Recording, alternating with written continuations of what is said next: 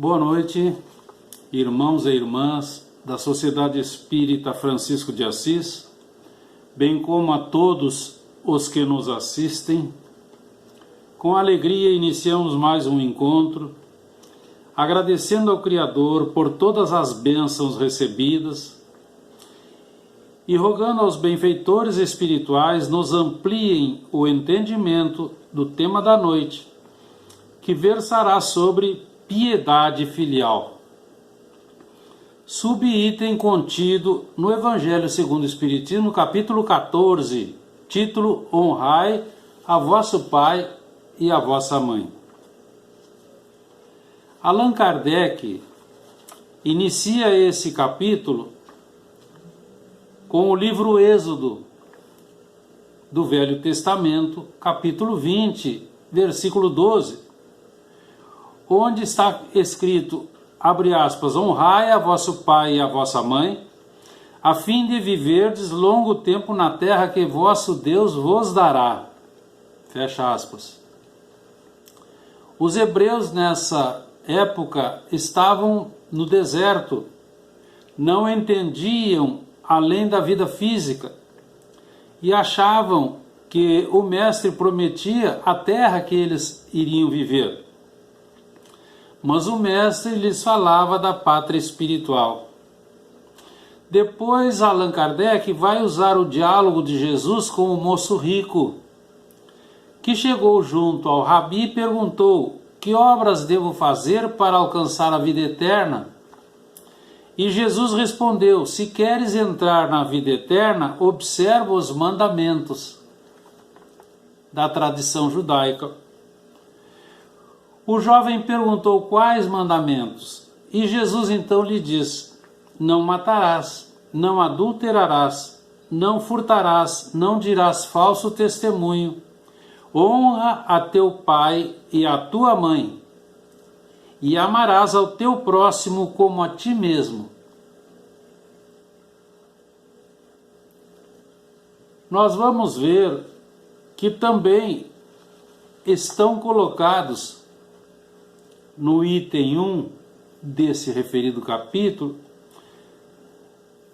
o capítulo 10, 19 do Evangelho de Marcos, o capítulo 18, 20 do Evangelho de Lucas, que também tratam dos ensinamentos sobre honrar pai e mãe, e também Mateus,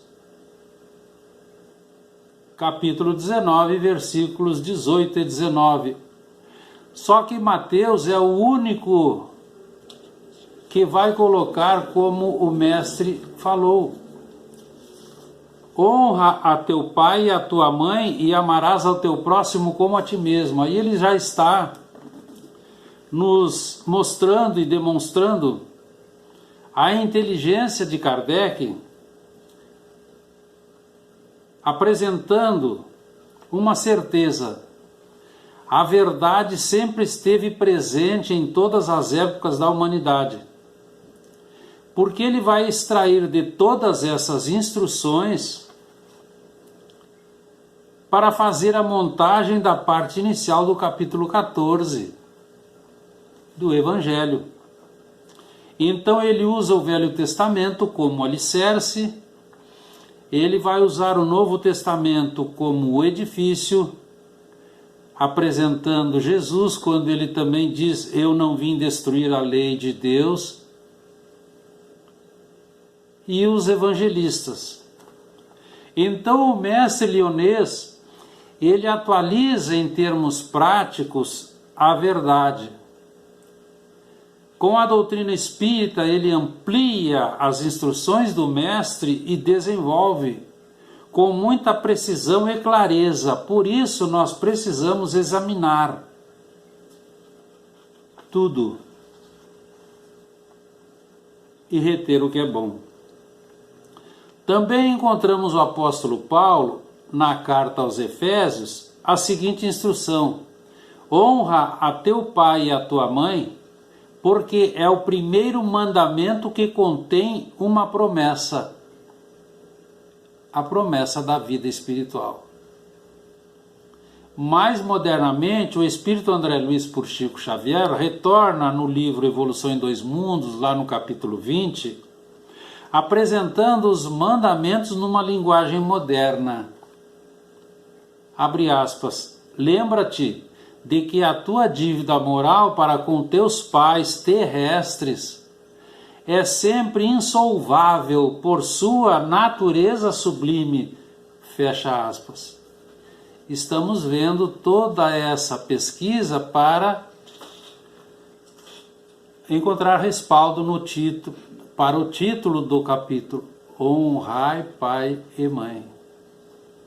Então, quando nós refletimos no subitem piedade filial, quando pensamos sobre esse item, geralmente nós pensamos em nossos pais idosos e no nosso dever de cuidar. O que chama a atenção é que, na maioria das vezes, esse dever de cuidado fica intrínseco na nossa mente como um dever material.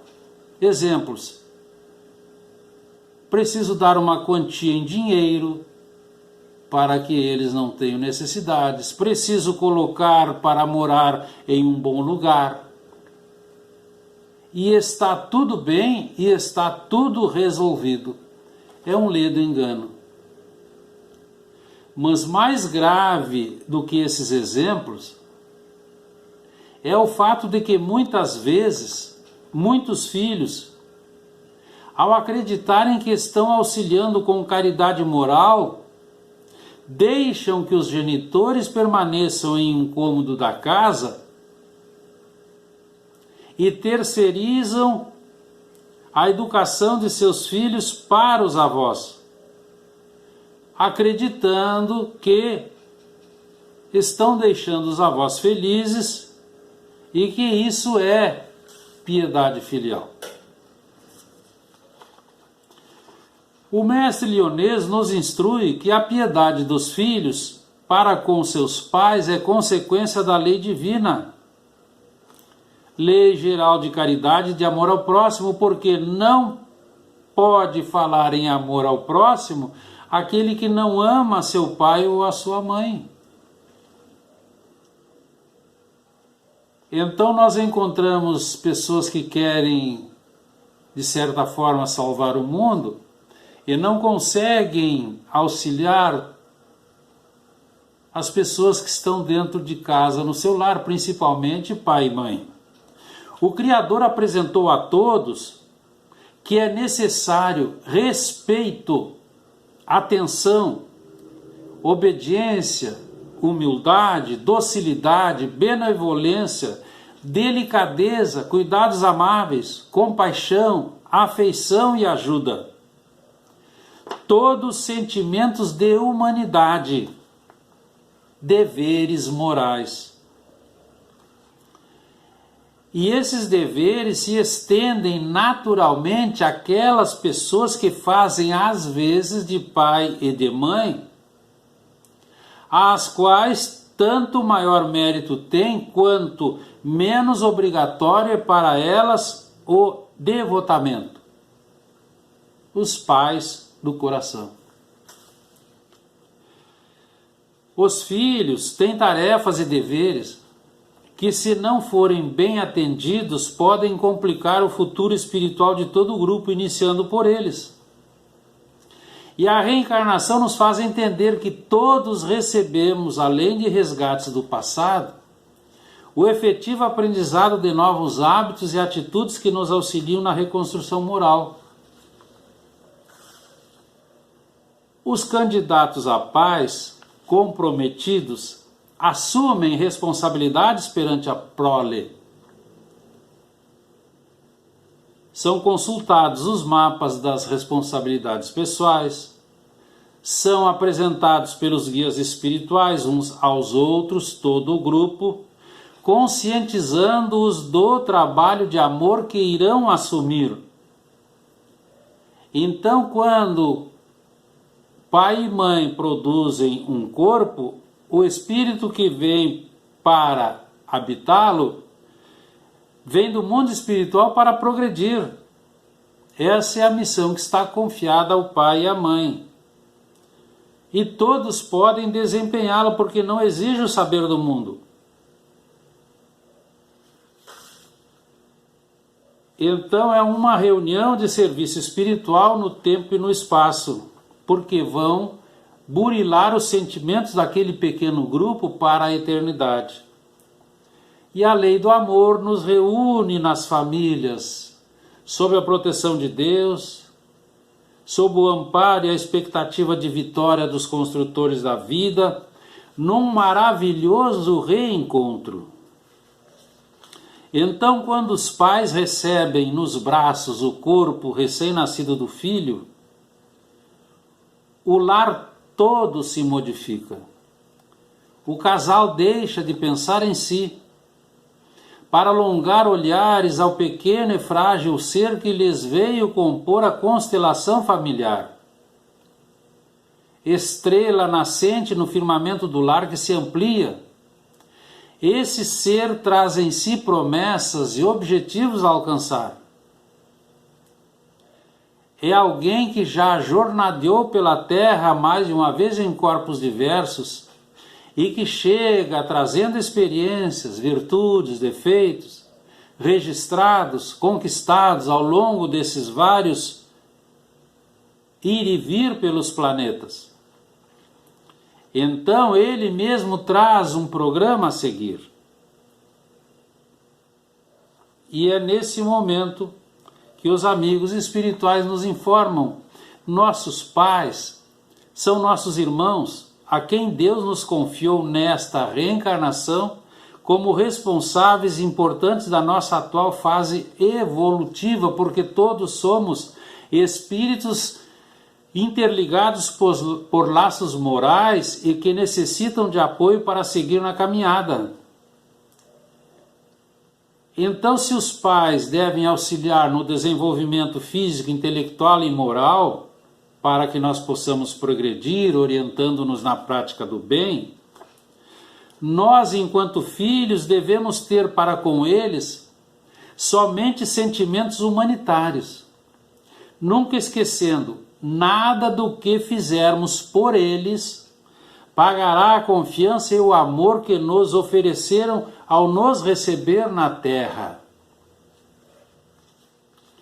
Então a escolha dos pais com os quais o espírito vai reencarnar como filho acontece justamente porque eles podem oferecer a esse espírito a possibilidade de ativar determinados complexos de reencarnações passadas.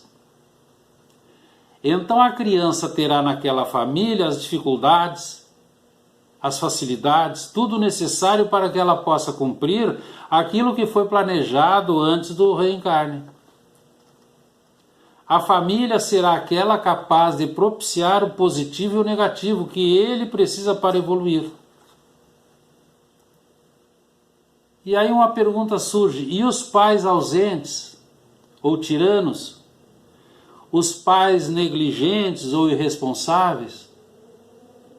Os amigos espirituais nos dizem: são dignos da nossa maior piedade. Porque um dia no mundo espiritual eles perceberão a realidade. E esse amigo espiritual então nos diz: não existe dor maior que a dor do arrependimento, nem tampouco inferno tão denso quanto o do remorso para aquele pai que se ausentou ou que foi irresponsável. Aos filhos compete amar os pais mesmo quando negligentes ou irresponsáveis, porque é do código superior da vida esse impositivo: honrar pai e mãe, sem excluir os que o são apenas por adoção. Então, a ingratidão dos filhos para com os pais é dos mais graves enganos a que se pode permitir o espírito na sua caminhada. Nada justifica essa falência de deveres morais para com os nossos pais. Então o carinho e o respeito contínuos não representarão oferenda compatível com a amorosa assistência que recebemos desde antes do berço. A delicadeza, a afeição, não corresponderão à grandeza dos gestos de sacrifício e da renúncia demoradamente recebidos. Temos deveres intransferíveis para com os nossos progenitores. Quando eles estão fortes, nós devemos ser a companhia, devemos ser a alegria. Quando eles estão fracos, nós devemos ser a proteção e o socorro. Se estão enfermos, devemos a eles a assistência dedicada, o amparo, o apoio amoroso. Em qualquer situação, nós devemos afeiçoar-nos a eles que nos ofertaram o corpo físico de que nos servimos para evoluir, como o mínimo que podemos dispensar-lhes. Então nós devemos amar e respeitar em nossos pais a humana manifestação da paternidade divina. Devemos auxiliá-los na necessidade, dar repouso na velhice, sempre com cuidado, com solicitude, com carinho, como eles fizeram conosco. Estamos repisando. Aos filhos, Deus impõe a obrigação moral de trabalhar para seus pais se necessário, porque os pais fizeram isso. Então nós somos julgados pelas nossas próprias ações, pela nossa consciência, ao rememorar todos os atos que praticamos em torno dos nossos pais. Então nunca devemos dar-lhes apenas o estritamente necessário para que não pereçam de fome. Também não devemos deixá-los nos cômodos mais ínfimos da casa. Não devemos descarregar sobre eles o peso do governo da casa, nem a responsabilidade dos serviços domésticos.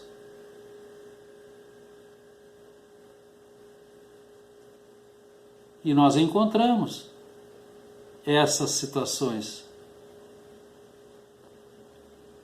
Os velhinhos abandonados nos asilos, sempre esperando que os filhos voltem a buscá-los. Então são, para os estranhos, atos como esses, procedimentos censuráveis e ingratos. Com relação aos nossos pais, torna-se ainda mais reprovável. Se aos estranhos é uma falta, aos pais podemos considerar um crime, porque, além da falta de caridade, também se junta a ingratidão.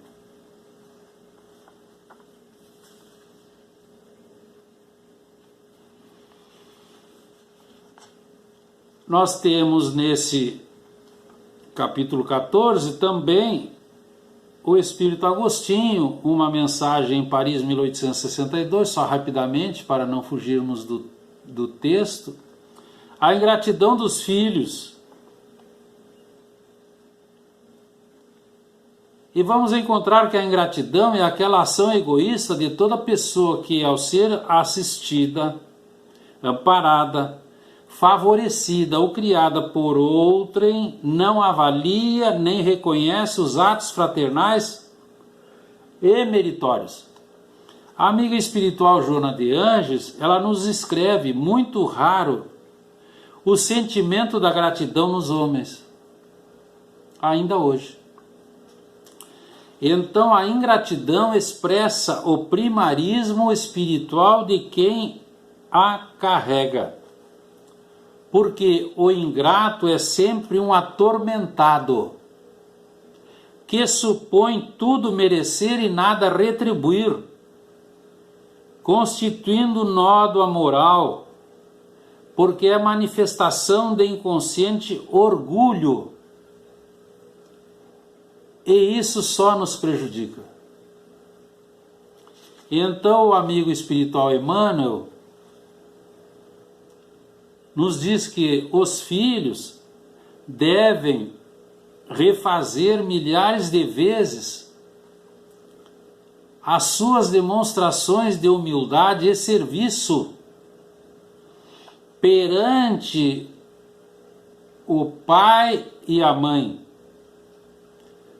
porque é da vitória moral de cada filho junto aos seus pais que depende a admissão definitiva desse filho entre os amados que o esperam nas vanguardas de luz em perene alegria na família espiritual. Então nós precisamos fazer a nossa parte.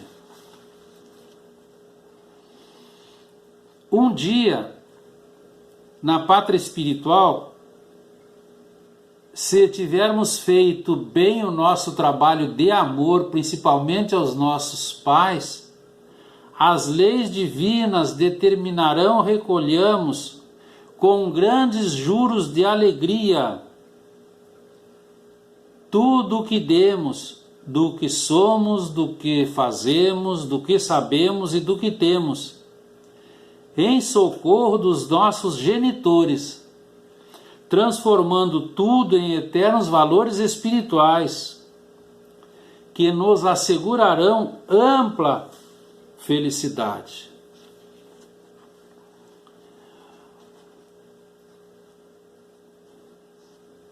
O irmão Divaldo Franco, numa atividade em 2018, ele deixou uma mensagem. Abre aspas. As mães e os pais, nessa época de tamanho desvalor, são tesouros que Deus colocou em nosso caminho. Talvez alguns não mereçam ser chamados de tesouros, mas o problema não é dos filhos, o problema é deles. E ele continua: a nós, enquanto filhos, nos cabe amá-los a qualquer preço. O resto é com Deus. Não nos cabe julgar. Nunca nos cabe julgá-los. E ele finaliza: amemos e respeitemos nossos pais. Fecha aspas. Que fique para a nossa reflexão, irmãos e irmãs. Agradecemos a oportunidade de aprendizado. Continuemos na paz do sublime Galileu. Obrigado. Boa noite.